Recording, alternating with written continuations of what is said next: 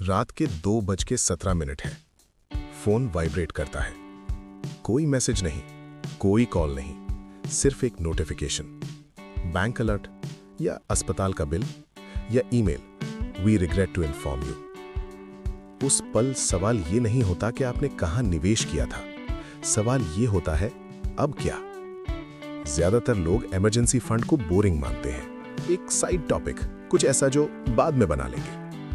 2026 में ये सोच चुपचाप खतरनाक बन चुकी है, क्योंकि इमरजेंसीज कम नहीं हुई, वो तेज हो गई हैं, महंगी हो गई हैं और माफ नहीं करती। थोड़ा पीछे चलते हैं। पहले इमरजेंसी का मतलब होता था गाड़ी खराब हो गई, फ्रिज बदलना पड़ा। आज इमरजेंसी का मतलब है अचानक जॉब चली गई, फ्रीलांस पेमेंट अटक गया, इंश्योरेंस ने क्लेम रिजेक्ट कर दिया या मार्केट उसी हफ्ते गिर गया जब आपको पैसों की जरूरत थी। और यहां एक अनकंफर्टेबल सच है, ज्यादातर लोग पैसे इसलिए नहीं हारते क्योंकि उन्होंने गलत इन्वेस्टमेंट किया था। वो इसलिए हारते हैं क्योंकि उन्हें सही इन्वेस्टमेंट गलत समय पर बेचनी पड़ती है। इमरजेंसी फंड का असली काम सेफ्टी नहीं है, उसका काम है आपको समय देना, गलत फैसले लेने से पहले पॉज देने का समय। अब समझते हैं कि 2026 में ये सिस्टम असल में कैसे काम करता है, बिना ज्ञान के, बिना डर दिखाए और बिना ये कहे कि ये ऑप्शनल है। पहली सच्चाई, आपकी इनकम उतनी स्टेबल नहीं है जितनी लगती है। आज सैलरीड जॉब्स भी सॉफ्ट कॉन्ट्रैक्ट्स जैसी हो चुकी हैं। लेऑफ्स वेव्स में आते हैं, बोनस चुपचाप गायब हो जाते हैं, साइड इनकम ठीक उसी वक्त सूख जाती है जब सबसे ज्यादा जरूरत होती है। एक्सपेंसेस वो बहुत डिसिप्लिन्ड है। रेंट को आपकी सिचुएशन से फर्क नहीं पड़ता, ईएमआई लिंक्डइन पोस्ट नहीं पड़ती, हॉस्पिटल सिंपैथी डिस्काउंट नहीं देता। इमरजेंसी फंड इसी मिसमैच को एब्सॉर्ब करने के लिए होता है। अब जहां ज्यादातर एडवाइस फेल हो जाती है, सब कहते हैं 6 मंथ्स का इमरजेंसी फंड रखो, लेकिन 6 मंथ्स किसका? आपके लाइफस्टाइल का नहीं, आपके ड्रीम बजट का नहीं, सिर्फ सर्वाइवल का।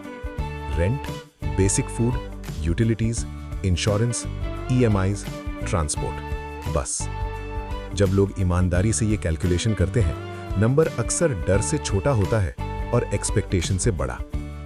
थोड़ा मैथ साफ करते हैं। अगर आपके इसेंशियल एक्सपेंसेस 40,000 रुपए महीने के हैं, तो 6 महीने 2.4 लाख रुपए।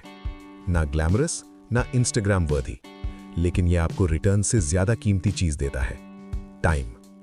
बैड जॉब एक्सेप्ट करने से बचने का टाइम, मार्केट क्रैश में इक्विटी बेचने से बचने का टाइम, पैनिक से बाहर रहने का टाइम।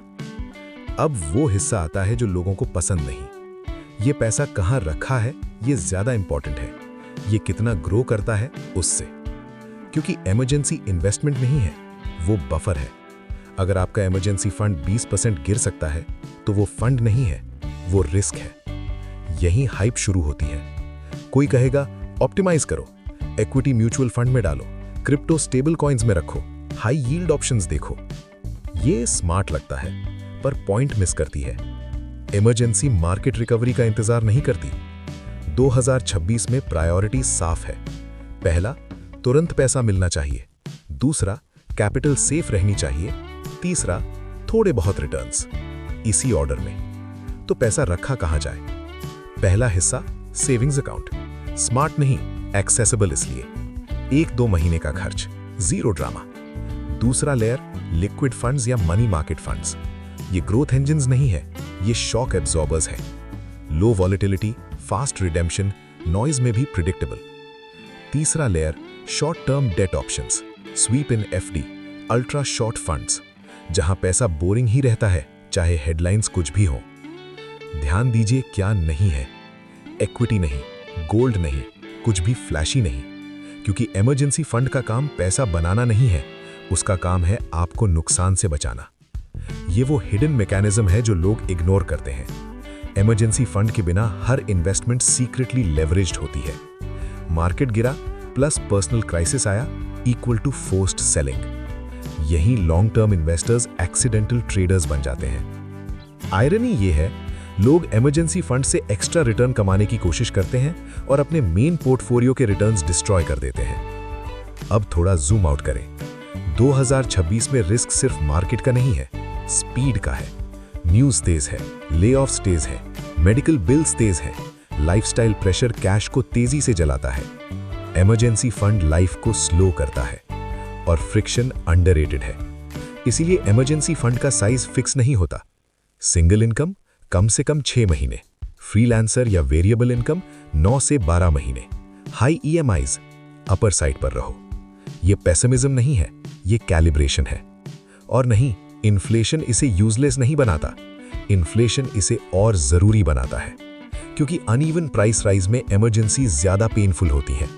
और इसमें एक क्वाइट जोक भी है, आपका सबसे बोरिंग पैसा अक्सर वही रीजन होता है जिससे आपका स्मार्ट पैसा काम करता है।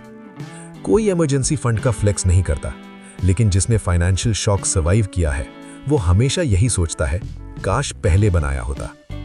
तो आखिरी सवाल, अगर कल आपके सारे इन्वेस्टमेंट्स गायब हो जाए तो आप कितने समय तक काम रह सकते हैं? ऑप्टिमिस्टिक नहीं, होपफुल नहीं, काम। उस जवाब में ही छुपा है कि आपका इमरजेंसी फंड अपना काम कर रहा है या नहीं। शायद सवाल ये नहीं है कि कितना सेव करना चाहिए, शायद सवाल ये है कि आज आपकी जिंदगी में पीस ऑफ माइंड की कीमत क्या है।